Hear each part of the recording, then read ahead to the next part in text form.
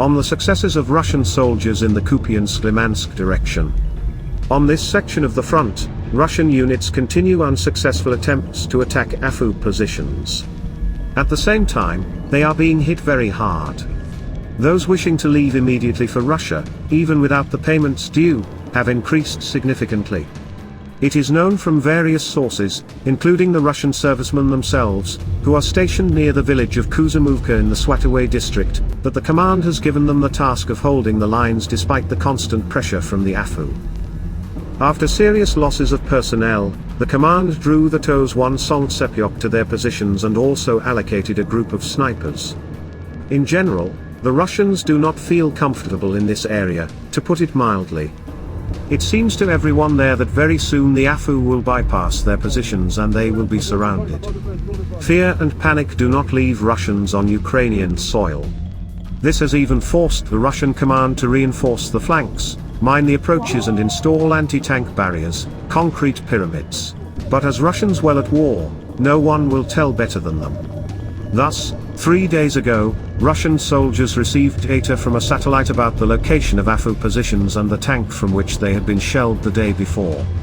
The soldiers of the Second World Army quickly worked and reported on the destruction of enemy targets.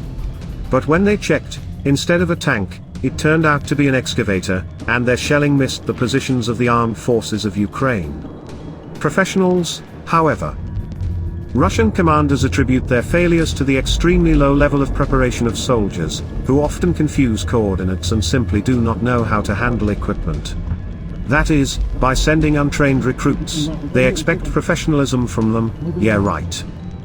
Before I continue, I ask you to subscribe to my channel, it will help promote it. But the Russian command acts no less professionally. Thus, to strengthen the positions in the same Swatoway direction, the Russian command threw in 12 tanks, including those very T-90 tanks. But there are no crews. They stand like museum exhibits. Apparently they are waiting for the AFU to send their crews. Well, they're coming soon. And near Kremenna, Russian commanders adopted the tactics of the Wagner Group.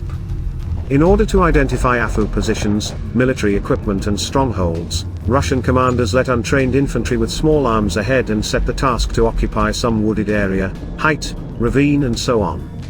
Such live targets serve as bait for the enemy to locate the positions of the armed forces of Ukraine, since the Russians do not count their own losses. But the degree of dissatisfaction with such an attitude towards soldiers is growing.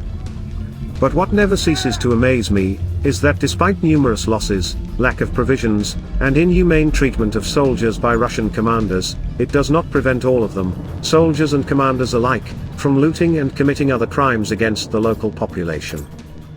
I will talk about other successes of the Second Army in the world in my upcoming videos.